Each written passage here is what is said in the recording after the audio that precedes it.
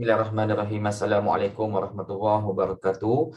Okey, kita berjumpa lagi pada minggu ini untuk pembelajaran berkaitan dengan teknologi pertanian, iaitu topik yang baru selepas saja kita belajar buat berkaitan tentang Scratch tersebut.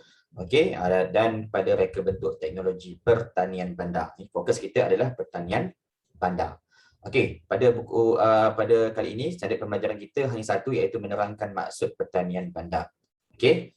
Tapi saya dah terangkan sikit, kamu tengok dulu. Okey, pertanian bandar adalah aktiviti bercucuk tanam bagi menghasilkan tanaman makanan di sekitar rumah yang mempunyai ruang yang terhad.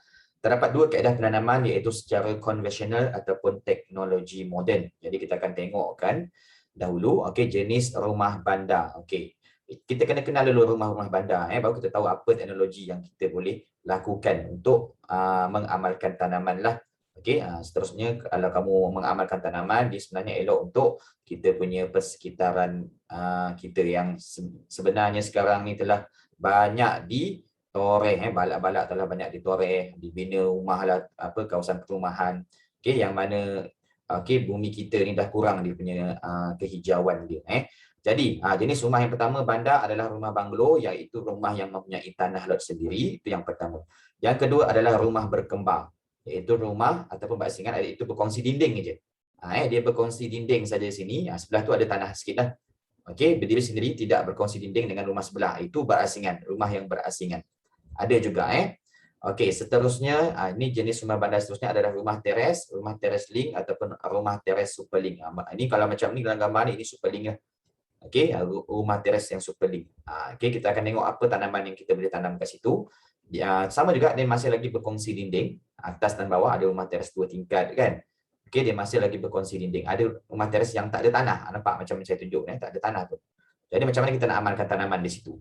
Okey, seterusnya kita ada rumah bandar. Rumah bandar ni maksudnya apa? Okey, dia masih lagi berkongsi dinding dengan rumah sebelah. Lebih dikenali dengan nama townhouse. Okey, kebiasaannya adalah dua rumah dalam satu. Kamu nampak ni? Dia macam rumah banglo kalau kamu nampak. Tapi sebenarnya dalam tu kamu berkongsi rumah dengan kawan-kawan kamu. Dengan jiran kamu. Nampak warna merah tu rumah kamu. Yang warna kuning tu rumah dia. Okey, rumah kawan kamu. Nampak? Dia lain sikit. Dan harganya pun lain. Ini rumah ni konsep macam ni dah banyak dekat Melaka pun dah banyak. Okey, biasanya adalah dua rumah dalam satu, di mana dua unit rumah akan disusun di atas satu sama lain ataupun bersebelahan. Tetapi secara keseluruhan ia akan kelihatan seperti satu rumah tunggal dari luar. Kamu nampak satu je, tapi ada dua. Macam mana pula nak tanam pokok kat situ? Kalau warna merah, pintu masuknya macam tu. Kat bawah dah masuk. Kalau rumah yang kamu warna kuning ni, kamu dapat parking kereta, tapi nak pergi rumah kamu kena naik tangga kat sebelah. Okey, banyak rumah townhouse kat Melaka ni. Okey, rumah flat ataupun pangsapuri. Flat, pangsapuri. Flat ni dan pangsapuri adalah sejenis rumah bertingkat tinggi. Ada tingkat tinggi lah. Flat adalah kediaman 5 tingkat. Maksudnya 5 tingkat dia dan bertangga. Tanpa pagar dan kawalan, tak ada pintu pagar, tak ada kawalan security, dengan letak tempat kereta di bahagian luar dan tidak ada kemudahan lain. Maksud tak ada gym, tak ada taman rekreasi, taman permainan pun tak ada. Pangsapuri pula dikawal dan berada dalam kawasan pagar. Mesti ada pagar. Serta lebih dari 5 tingkat. Selalunya dalam 17 tingkat, 12 tingkat. Ia dilengkapi dengan lift. Mestilah rumah yang atas 5 tingkat wajib ada lift dan disambungkan dengan ruang letak kereta di luar. Pangsapuri mempunyai kemudahan asas seperti taman permainan dan kawasan landscape lah. Pangsapuri ni dia lebih sikit harga dia daripada flat. Okey, rumah bandar. Ini rumah bandar tadi, semua tadi. Kita nak pergi kepada jenis rumah yang lain, iaitu kondominium, pangsapuri, perkhidmatan.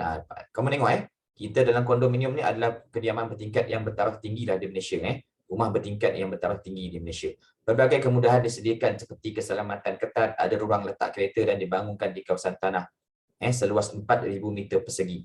Perkhidmatan bellboy dan sebagainya seperti sebuah hotel. Ini selalu kat Kuala Lumpur kamu nampak lah. Kat Melaka pun ada.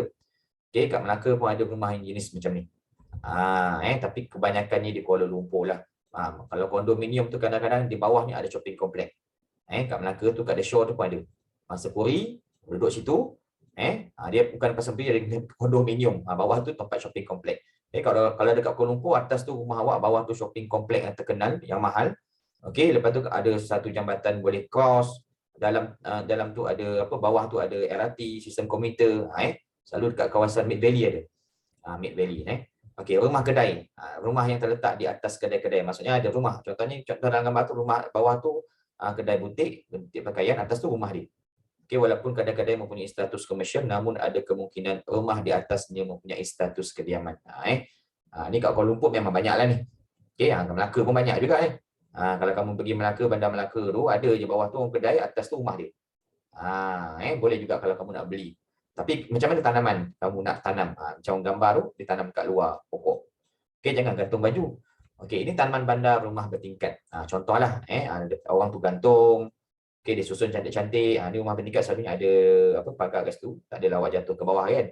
Okey, dia gantung. Ni gantung lah. Ni gantung. Kemas sikit lah. Okey, yang ini dia buat sama ni rumah kondo selalunya. Ada cermin kat situ, dia tanam. Pun boleh. Okey. Tanaman bandar kawasan tanah lot. So kalau tanah lot lagi banyaklah kamu boleh tanam sayur-sayuran. Ni macam kat kampung lah ni. Ni bukan kat kampung lah, dekat taman rumah perumahan, tu kawasan perumahan sana. Tapi kat ni rumah dia banglo. Okey, tapi dia boleh tanam macam-macam. Ada daun kari, ada daun sop, daun bawang, pokok apa lagi, pokok bunga pun boleh tanam. Tapi selalunya konsep kita yang nak belajar ni adalah lebih kepada tanaman makanan tanaman yang boleh dimakan. Bunga tak boleh makan. Okey, sama juga disusun pasu-pasu tersebut. Ni macam ni pun dia buat, dia letak net warna hitam kat sebelah rumah dia, ditanam, cocok tanam kat situlah.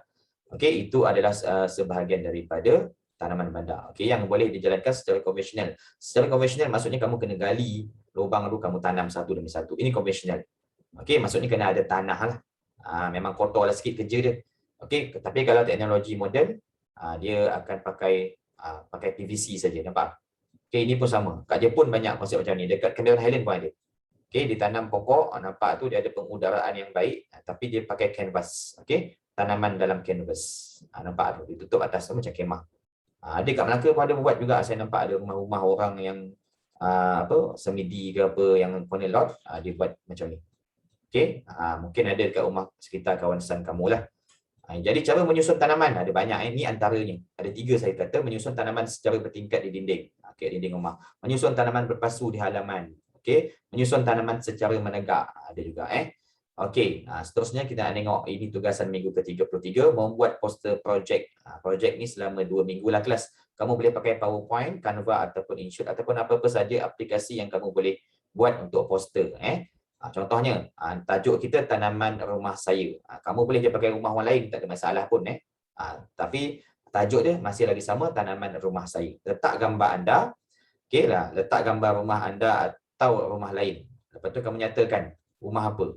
Teres ke, banglo ke, semidi ke, pangsapuri ke, flat ke.